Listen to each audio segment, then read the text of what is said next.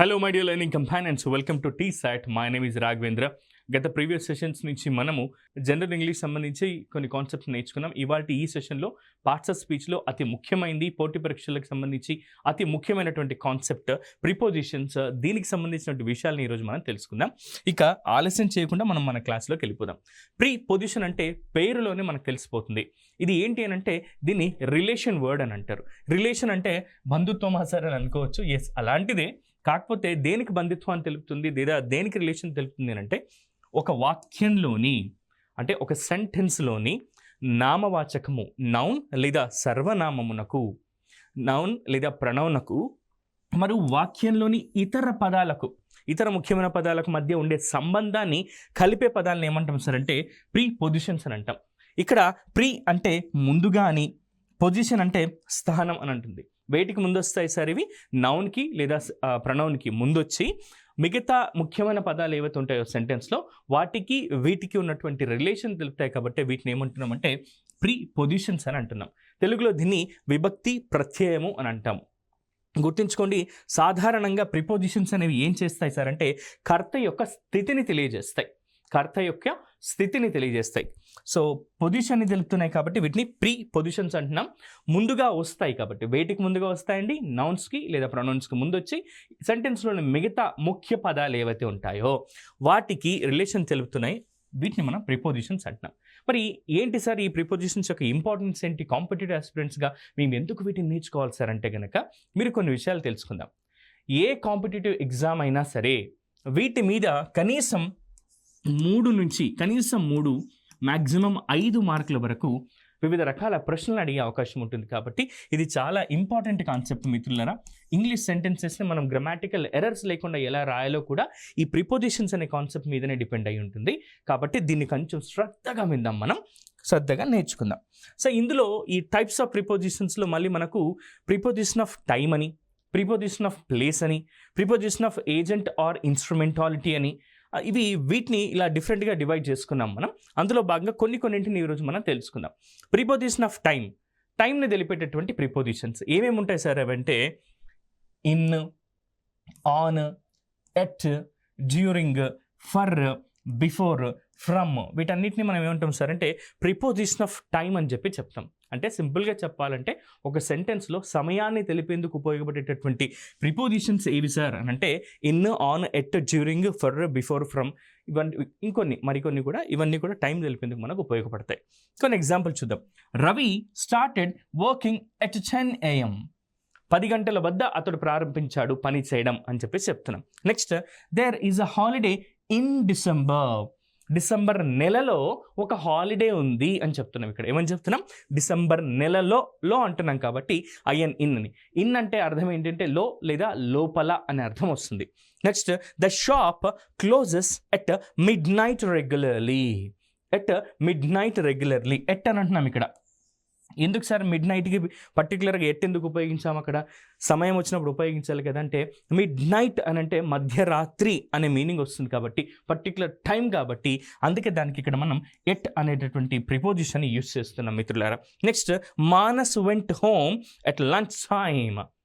Manas lunch టైంలో ఇంటికి వెళ్ళాడు అంటున్నాం. లంచ్ సమయంలో అంటున్నాం కాబట్టి ఎట్ అనేది ఇక్కడ మనం ఉపయోగిస్తున్నాం. సార్ ఇక్కడ హోమ్ అనే పదం కనిపిస్తుంది కదండి మీ అందరికీ. హోమ్ అనే పదానికి ముందు ఎటువంటి ప్రిపోజిషన్స్ని మనం యూజ్ చేయకూడదు. గతంలో ఇవి కరెక్షన్ ఆఫ్ సెంటెన్సెస్లో భాగంగా కూడా ఈ ప్రశ్నలు అడిగారు మిత్రులారా. గుర్తుపెట్టుకోండి, హోమ్ అనే పదానికి ముందు ఎలాంటి ప్రిపోజిషన్స్ని యూజ్ చేయకూడదు. ఒకవేళ ఒక సందర్భంలో ఉపయోగించవచ్చు. ఒకవేళ ఆ హోమ్ ఏదైతే ఉంటుందో మనం ఎక్స్ప్లెయిన్ చేయాల్సుకుంటున్నటువంటి హోమ్ ఏదైతే ఉంటుందో అది ఒకవేళ దానికి స్పెషల్ ఫీచర్స్ కానీ లేదంటే దాని గురించి స్పెషల్గా ఎంఫసైజ్ చేసి చెప్పినప్పుడు అప్పుడు మనం హోమ్కి ముందు ప్రిపోజిషన్ని యూజ్ చేయొచ్చు లేదా ఆర్టికల్ని యూజ్ చేయొచ్చు. గుర్తుపెట్టుకోండి, Manas went home at lunch time అని ఉంది. సో హోమ్ అనే పదానికి ముందు ఎటువంటి ప్రిపోజిషన్స్ని మనం ఉపయోగించకూడదు, గుర్తుంచుకోండి. సో ఇవి ప్రిపోజిషన్ ఆఫ్ టైంకి సంబంధించినవి. మళ్ళీ ఒక్కొక్క దాని గురించి డీటెయిల్గా మనం తెలుసుకుందాం. అయితే ముఖ్యమైనటువంటి ప్రిపోజిషన్స్ కొన్ని, వాటి అర్థాలని కూడా ఇప్పుడు మనం చూద్దాం. ఇన్ అంటే లోపల అని అంటున్నాం. లో లేదా లోపల అనే మీనింగ్ వస్తుంది. ఆన్ అంటే పైన లేదా మీద అని. ఫర్ ఎగ్జాంపుల్ మనం ఏం చేద్దామంటే ఇప్పుడు మనం ఉన్నటువంటి క్లాస్ రూమ్ అంతా కూడా ఒక సర్కిల్ అనుకుందాం. ఇలా ఒక సర్కిల్ అని మనం అనుకుందాం. నేను ఇక్కడ ఉన్నాను అనుకోండి, మనం అంతా ఇక్కడ ఉన్నాం కాబట్టి దీన్ని ఇన్ అని చెప్పొచ్చు. లేదు క్లాస్ రూమ్ పైన ఇక్కడ ఉన్నాం మనం, దీన్ని ఆన్ మీద లేదా పైన అని చెప్పొచ్చు. నెక్స్ట్ TO2 అంటే ఏంటంటే కీ లేదా కు అనే మీనింగ్ వస్తుంది. అక్కడ కీ అక్కడ కు అనే మీనింగ్ వస్తుంది. నేను ఇక్కడ నుంచి ఇటు వస్తున్నాను క్లాస్ రూమ్లోకి కాబట్టి టు క్లాస్ రూమ్ అని చెప్పి చెప్తున్నాం. నెక్స్ట్ ఆఫ్ అంటే యొక్క అని, విత్ అంటే తో అని అంటుంది. దేంతో అంటే నైఫ్తో అన్నట్టు, విత్ నైఫ్ అన్నట్టుగా. అలా తో అనే మీనింగ్ ఏమో ఇంగ్లీష్లో విత్ అని అంటాం మనం. ఇంటూ అంటే లోపలికి అని అర్థం. నేను ఇక్కడ ఉన్నాను, లోపలికి అడుగు పెడుతున్నప్పుడు ఏమంటానంటే ఇంటూ అని అంటాం. ఇంటూ అంటే లోపలికి అని. ఎట్ అంటే వద్ద అని. ఫ్రమ్ అంటే ఒక పర్టికులర్ పాయింట్ నుండి అని. నెక్స్ట్ ఆఫ్ OFF ఆఫ్ అంటే దూరంగా అని. టిల్ అంటే వరకు అని. ఎప్పటి వరకు అని అంటే టిల్ ఎట్ వాట్ టైమ్ అని అంటూ ఉంటారు. ఇప్పటి వరకు అని అడిగినప్పుడు టిల్ అనే పదాన్ని మనం ఉపయోగిస్తాం ప్రిపోజిషన్ని. ఇంకా చూద్దాం మిత్రులారా. అండర్ అంటే క్రింద అని.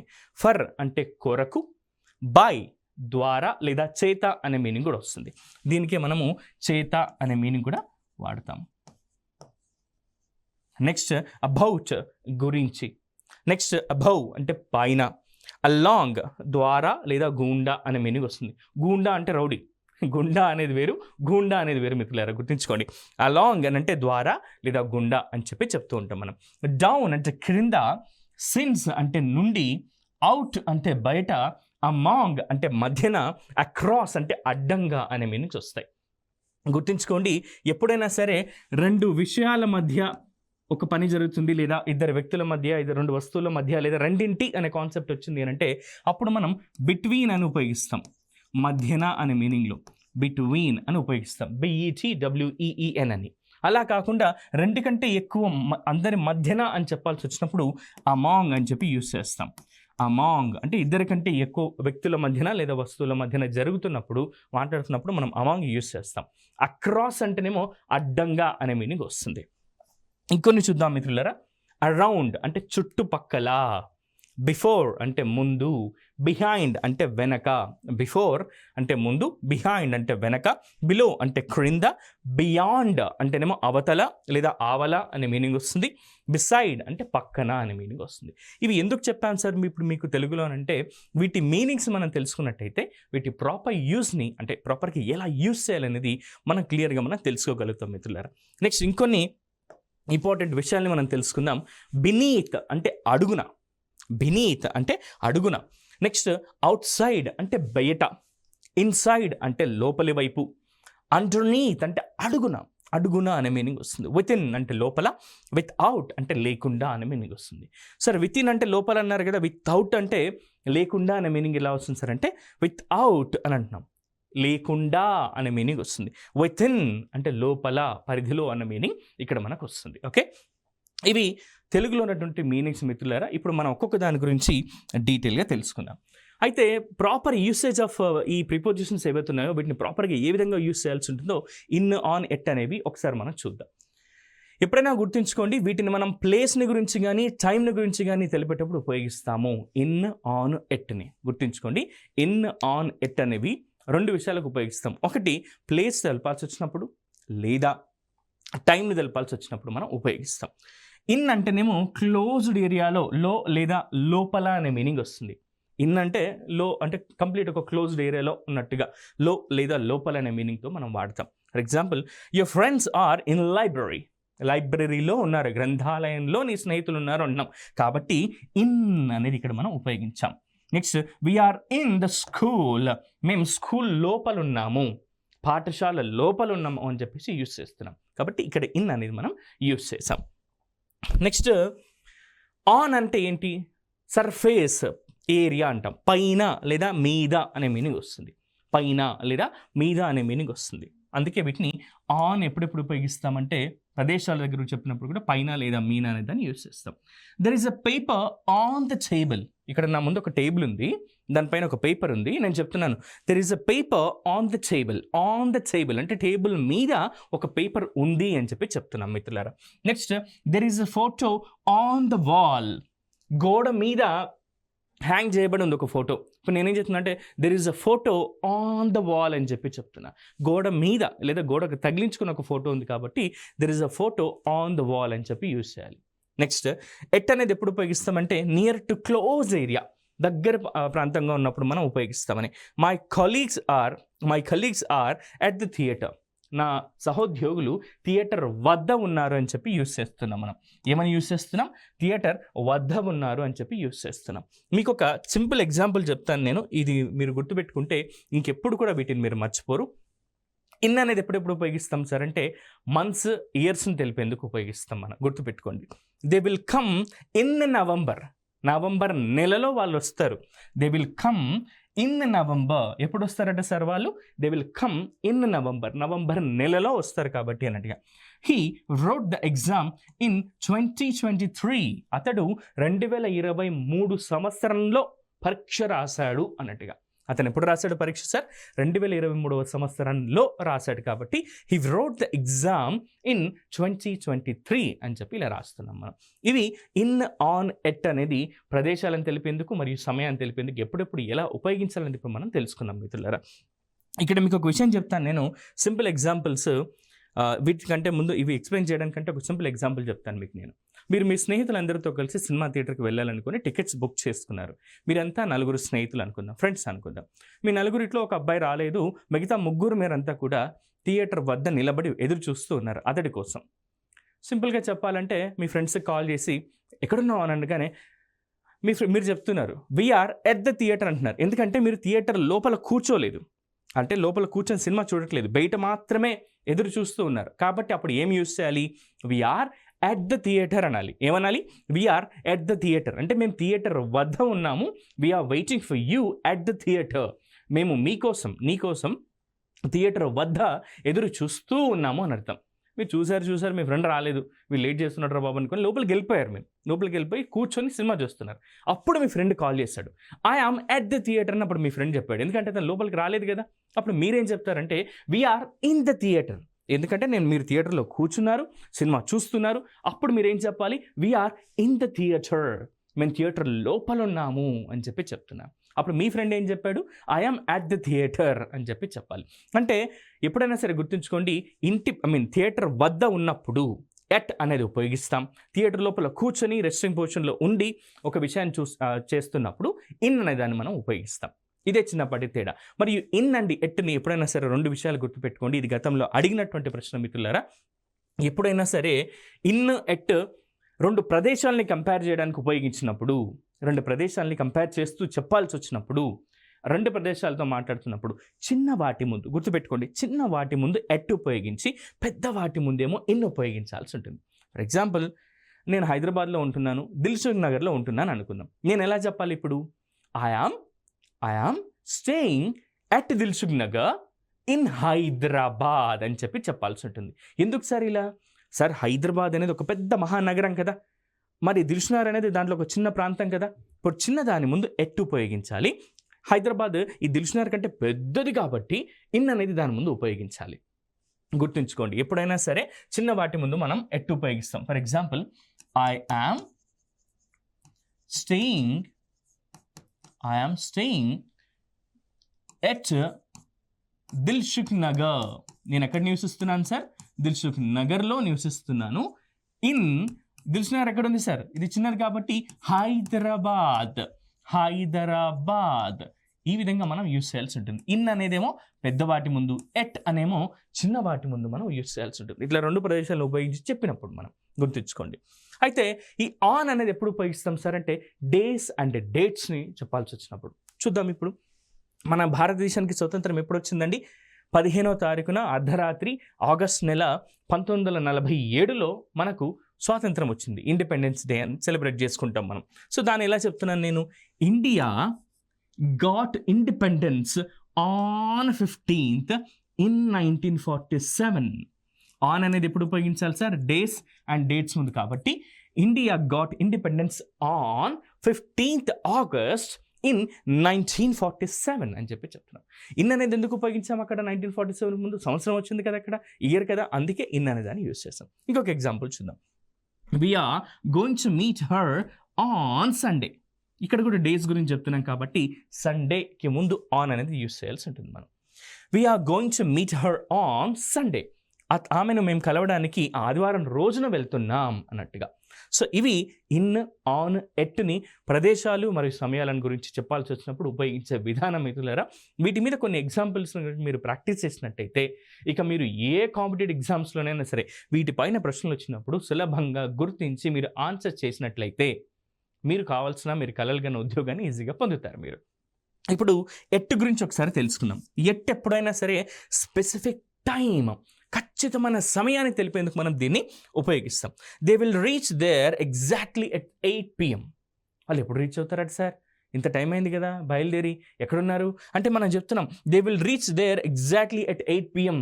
ఖచ్చితంగా 8 గంటలకు అక్కడ రీచ్ అవుతారు అని. 8 గంటలకు అంటున్నాము, ఇక్కడ వద్ద అని వస్తుంది కాబట్టి ఎట్ అనేది మనం ఉపయోగిస్తున్నాం. 8 గంటల వద్ద అక్కడికి రీచ్ అవుతారు అన్నట్టుగా. సో ఎట్ అనేది ఎప్పుడెప్పుడు ఉపయోగిస్తున్నాం మనం?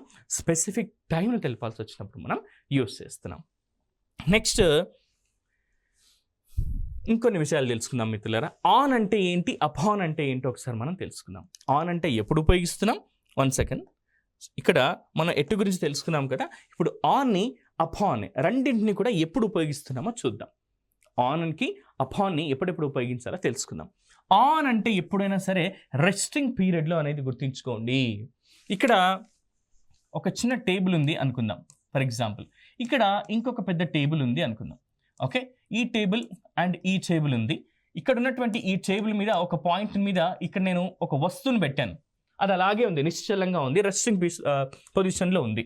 సో అప్పుడు నేనేం చెప్తానంటే my ball is on the table. ఎక్కడ కూడా వెళ్ళట్లేదు, పరిగెత్తట్లేదు, నిలబడట్లేదు, జస్ట్ కూర్చుంది, రెస్టింగ్ పీరియడ్లో ఉంది. అప్పుడు మనం ఏమనొచ్చు అంటే ఆన్ అని చెప్పి యూస్ చేయొచ్చు. అలా కాకుండా ఇక్కడి నుంచి ఇక్కడికి నేను తీసుకెళ్తున్నాను, ఒక ప్లేస్కి తీసుకెళ్తున్నాను, అప్పుడు నేను అపాన్ అని చెప్పి యూస్ చేయొచ్చు. అపాన్ అని చెప్పి యూస్ చేయొచ్చు. The dog is on the couch. ఇక్కడ ఒక సోఫా ఉంది, ఆ సోఫా మీద మా డాగ్ కూర్చొనింది, కుక్క కూర్చొనింది. అప్పుడు నేనేం చెప్తున్నానంటే the dog is on the couch. The dog is on the couch. ఊరికే సోఫాలో కూర్చుంది, అది ఇక్కడికి పరిగెత్తట్లేదు, ఎగరట్లేదు, దూకట్లేదు, ఊరికే కూర్చుంది, రెస్టింగ్ పొజిషన్లో ఉంది. కాబట్టి నేను ఇక్కడ ఏమి యూజ్ చేశాను? ఆన్ యూజ్ చేశాను. అలా కాకుండా mud house is built upon bricks అని చెప్పి యూజ్ చేస్తున్నాం. మా మడ్ హౌస్ని బ్రిక్స్ మీద కట్టారు అన్నట్టుగా. సో ఇలాంటి వాటికి మనం ఆన్ అంటేనేమో రెస్టింగ్ పీరియడ్లో, అపాన్ అంటేనేమో మోషన్లో ఉన్నప్పుడు మనం యూజ్ చేస్తాం. మరి ఇన్ అనేది ఎప్పుడు ఉపయోగిస్తాం? ఇందాకే చెప్పాం కదా, థియేటర్లో కూర్చొని రెస్టింగ్ పీరియడ్లో సినిమా చూస్తున్నాం కాబట్టి మనము రెస్ట్కి యూజ్ చేస్తాం. ఇంటూ అంటేనేమో మోషన్కి యూజ్ చేస్తాం. మోషన్ అంటే కదలిక అని అంటాం, గుర్తుపెట్టుకోండి. ఇన్ అంటే లో లేదా లోపల అని, ఇంటూ అంటేనేమో లోపలికి అని. సో ఈ విధంగా మనం గుర్తుపెట్టుకున్నట్లయితే ఖచ్చితంగా మనం ఎగ్జామ్లో ఎటువంటి ప్రశ్నలు అడిగినా సరే వీటిని ఈజీగా ఆన్సర్ చేయగలుగుతాం. He is in the garden. అతను తోటల్లో ఉన్నాడు.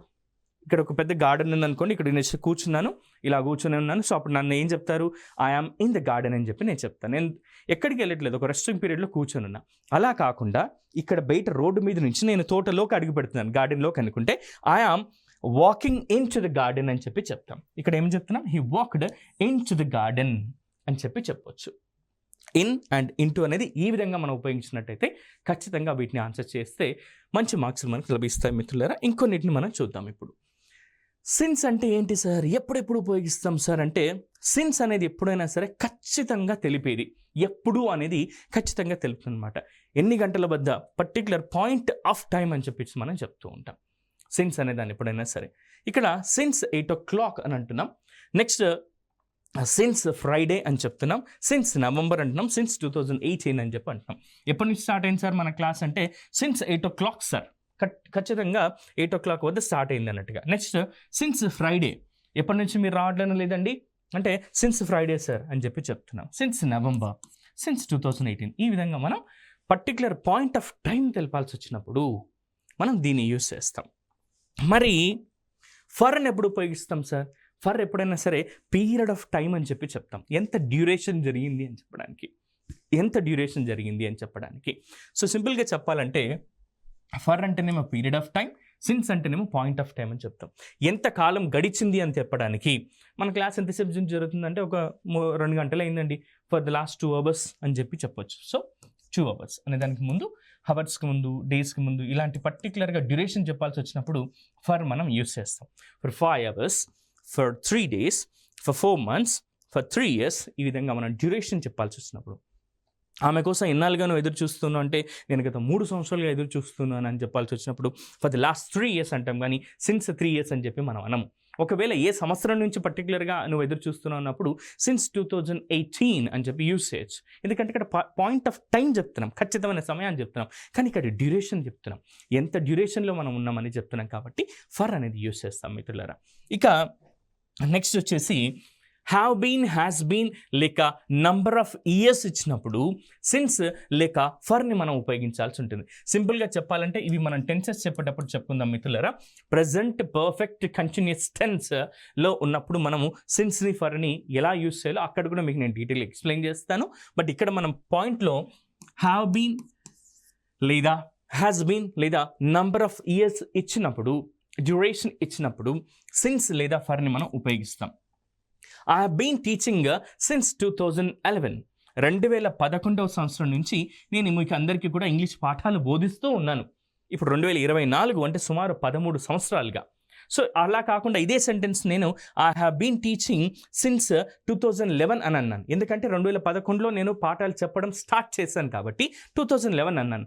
అలా కాదు సార్, ఎన్ని సంవత్సరాలుగా చెప్తున్నారు మీరు, డ్యూరేషన్ ఎంత అంటే అప్పుడు నేనేమి రాయొచ్చు అంటే I have been teaching for the last 13 years. గత 13 సంవత్సరాలుగా నేను ఇంగ్లీష్ పాఠాలని బోధిస్తూ ఉన్నాను. ఆ విధంగా మనం చెప్పొచ్చు. So I have been teaching since 2011, ఎందుకంటే ఇక్కడ పర్టికులర్ ఇయర్ని మెన్షన్ చేసాం, పాయింట్ ఆఫ్ టైంని ఇచ్చాం కాబట్టి. అలా కాకుండా డ్యూరేషన్ చెప్పాల్సి వచ్చినప్పుడు ఫర్ 13 years అని చెప్పి కూడా మనం చెప్పొచ్చు. Next he has been playing here just for 3 hours. ఎన్ని గంటల నుంచి అక్కడ? 3 గంటల నుంచి అతను ఇక్కడ ఆడుకుంటూ ఉన్నాడు అని చెప్పడానికి. Next Srikar served in the army for 30 years. Sir for ఎందుకు ఉపయోగించాం ఇక్కడ? ఇక్కడ ఎన్ని సంవత్సరాలు పనిచేస్తాడనే డ్యూరేషన్ చెప్తున్నాం కాబట్టి, ఆ డ్యూరేషన్ చెప్తున్నాం కాబట్టి మనం ఇక్కడ ఫర్ అనేదాన్ని యూస్ చేస్తాం. సో ఇది సిన్స్కి ఫర్కి ఉన్నటువంటి చిన్నపాటి తేడా మిత్రులారా, గుర్తుంచుకోండి. ఇక నెక్స్ట్ ప్లేస్లోకి వెళ్ళిపోదాం మనం. బిట్వీన్ అని ఉంది, బిట్వీన్ అని ఉంది, అమాంగ్ అని ఉంది. బిట్వీన్కి అమాంగ్కి తేడా ఏంటి సార్ అంటే, ఫర్ ఎగ్జాంపుల్ ఇక్కడ నేనున్నాను, మన క్లాస్ ఇక్కడ 3 o'clock అనుకుందాం. ఇక్కడ 3 o'clock మన క్లాస్ స్టార్ట్ అయింది అండ్ 4 o'clock ఎండ్ అవుతుంది. మన క్లాస్కి ఎన్ని గంటల మధ్యన జరిగింది? 3 గంటల నుండి 4 గంటల మధ్యన కాబట్టి. సో అప్పుడు 2 విషయాలు ఉన్నాయి ఇక్కడ, 3 గంటల నుంచి 4 గంటలు అని. అలా కాకుండా ఏవైనా సరే 2 ఉన్నప్పుడు మనము అవి ప్లేసెస్ కానీ, థింగ్స్ కానీ, పర్సన్స్ కానీ, అవి ఏవైనా కానీ 2 అని ఉన్నప్పుడు మాత్రం ఇమీడియట్గా మనం బిట్వీన్ ఉపయోగించాలి. 2 కంటే ఎక్కువ మధ్యన జరిగినప్పుడు, మోర్ దెన్ 2 ఉన్నప్పుడు మనము అమాంగ్ యూస్ చేస్తే సరిపోతుంది. She sat between Money and Bunny. ఎవరి మధ్యన కూర్చుందట ఆమె? ఇప్పుడు నేను ఇక్కడ నిలబడ్డాను, నాకు పక్కన కూర్చున్నాను అనుకుందాం. ఇక్కడ నేను కూర్చున్నాను, నా పక్కనేమో మనీ ఉంది, ఇంకొక పక్క బన్నీ ఉంది.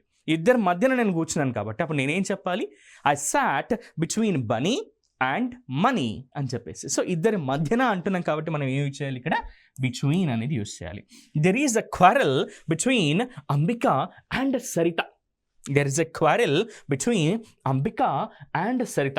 అంబికాకి సరితకి ఇద్దరి మధ్యన గొడవ జరిగింది అని అంటున్నాం కాబట్టి ఇద్దరి మధ్యన అన్నప్పుడు బిట్వీన్ అనేది మనం యూజ్ చేయాలి. నెక్స్ట్ 5 friends, 5 మంది స్నేహితులట. ఇద్దరికంటే ఎక్కువ కదా, ఇప్పుడు మనకి ఏం రావాలి? అమాంగ్ రావాలి. వచ్చిందా? చూద్దాం. 5 friends share the money among themselves. 5 friends share money among themselves.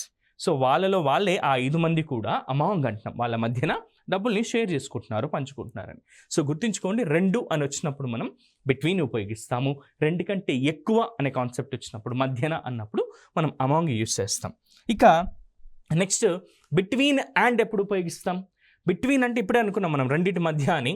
They open wine shops between 10 AM and 9 PM. ఉదయం 10 గంటలకు వైన్ షాప్ తెరిస్తే రాత్రి 9 గంటలకు మూస్తారు. అందుకే ఆ టైమింగ్స్ నేను చెప్తున్నాం. The wine shop or they open wine shops between 10 AM and 9 PM. 10 గంటల నుంచి మరియు 9 గంటలకు మధ్యన మనకు ఈ వైన్స్ని ఓపెన్ చేస్తారని చెప్తున్నాం. అదేవిధంగా ఫ్రమ్ వచ్చినప్పుడు 2ను ఉపయోగించాలి. బిట్వీన్ అన్నప్పుడు అండ్ ఎట్లా ఉపయోగించామో ఫ్రమ్ వచ్చినప్పుడు 2 ఉపయోగిస్తాం. చూడండి ఒకసారి. బిసైడ్ మీన్స్ నెక్స్ట్ టు అని అంటున్నాం. బై ద సైడ్ ఆఫ్ పక్కన అని ఇది ఇంకొక కాన్సెప్ట్ మిత్రులారా. బిసైడ్స్ ఇది గతంలో ఎన్నోసార్లు ఎన్నో రకాల పోటీ పరీక్షలలో అడిగినటువంటి ప్రశ్న ఇది మిత్రులారా. బిసైడ్స్ అంటే అర్థం ఏంటో కూడా మనం తెలుసుకుందాం. బిసైడ్ అంటే పక్కన అని అర్థం. ఇప్పుడు నా పక్కన మహేష్ బాబు నిలబడ్డారు అనుకుందాం. సో ఆయన పక్కన నేను నిలబడ్డాను అంటున్నాను. So I stand beside Mahesh Babu, నేను గర్వంగా చెప్పుకుంటాను అనమాట. ఊరికే అట్లా నా ఫేవరెట్ హీరో అన్నట్టుగా, ఇంకెవరో అన్నట్టుగా, మీ ఫేవరెట్ హీరో అన్నట్టుగా. పక్కన అన్నప్పుడేమో మనం బిసైడ్ ఉపయోగిస్తాం. బిసైడ్స్ అంటేనేమో అదే కాకుండా ఇంకా అనే మీనింగ్, ఇంతే కాకుండా ఇంకా అనే మీనింగ్లో దీన్ని యూస్ చేస్తాం. షీ సాట్ బిసైడ్ మీ, ఆమె నా పక్కన కూర్చుంది. Raghavan can speak English besides Telugu. Raghava ఇంగ్లీషే కాదు తెలుగు కూడా మాట్లాడతాడు అన్నప్పుడు అంతేకాకుండా అనే మీనింగ్లో వస్తుందన్నమాట. నెక్స్ట్ ఇన్ టు అనేది ఎప్పుడైనా సరే moment to an enclosed space అని చెప్పి గుర్తుపెట్టుకోండి. Moment resulting in physical contact. So ఇప్పుడు ఇంటూ అన్నప్పుడు ఇందాక చెప్పుకున్న మనం లోపలికి అని అంటున్నాం కాబట్టి. Next she got into the car and close the door. ఆమె కార్లోకి వెళ్ళిపోయి క్లోజ్ చేసుకుంది డోర్ అని. Raju jumped into the well. రాజు బావిల్ లోపలికి దూకాడు అని. నెక్స్ట్ ఎంటర్ ప్లస్ ఇంటూ ఇది గతంలో అడిగినటువంటి ప్రశ్న మిత్రులారా. చాలా మంది పొరపాటు చేస్తూ ఉంటారు. ఎంటర్ ప్లస్ ఇంటూ అనేది నాన్ ఫిజికల్ థింగ్స్కి మాత్రమే యూస్ చేయాలి. సింపుల్గా చెప్పాలంటే enter into an agreement, enter into a discussion, enter into a bond, enter into an argument అని చెప్పాలి. కానీ ఎంటర్ ఇంటూ ద రూమ్ అన్నారు అనుకోండి, ఇది గ్రామాటికల్లీ తప్పు అవుతుంది. గుర్తుంచుకోండి. Enter into the room, enter into the hall, enter into the class room అని ఎప్పుడు కూడా అనకూడదు. ఎందుకంటే ఇవన్నీ ఫిజికల్గా రూపం ఉన్నటువంటి కాబట్టి. ఎప్పుడు ఉపయోగించాలి సార్ ఎంటర్ ప్లస్ ఇంటూని అని అంటే నాన్ ఫిజికల్ థింగ్స్. ఇలాంటి వాటిలో it's enter into an agreement, enter into a bond, enter into a discussion, ఇలాంటివి అనమాట. మరి ఎంటర్ తర్వాత ఎప్పుడు ఉపయోగించాలి సార్, ఏం ఉపయోగించాలి ఇంటూ కాకుండా అంటే మనం ఇలా ఉపయోగించవచ్చు. ఫిజికల్ థింగ్స్కి ముందు మనం ఎంటర్ తర్వాత ఇంటూ రాయకూడదు. గుర్తుపెట్టుకోండి. ఫిజికల్ థింగ్స్కి ముందు ఎంటర్ తర్వాత ఇంటూ ఎప్పుడు కూడా రాయకూడదు. గెట్ ఇంటూ అని చెప్పి రాయొచ్చు. For example she entered the room అనాలి, కానీ she entered into the room అని అనకూడదు. She entered the room. మనం రిలీజింగ్ ఈవెంట్స్, మ్యూజిక్ ఈవెంట్స్ అవుతున్నప్పుడు హీరో ఇప్పుడే ఎంటర్ అయినప్పుడు the hero enter the hall అంటారు, కానీ the hero entered into the hall అని చెప్పి ఎప్పుడు కూడా అనరు. సో ఇలాంటిది అనమాట. ఇది ఎంటర్ అండ్ ఎంటర్ ఇంటూని ఎప్పుడెప్పుడు యూస్ చేయాలనేది. Movements above or across the top or the top surface of something అన్నాం. ఫర్ ఎగ్జాంపుల్ ఓవర్ అంటే ఏంటి అని అంటే మీదుగా అని అంటున్నాం. మీదుగా అని అర్థం ఇది. ఫర్ ఎగ్జాంపుల్ ఇక్కడ మా ఇల్లు ఉంది అనుకుందాం. ఓకే, ఇది మా ఇల్లు సార్, ఇది మా ఇల్లు అనుకుందాం. ఓకే, అండ్ ఇక్కడ చెట్టు ఉంది.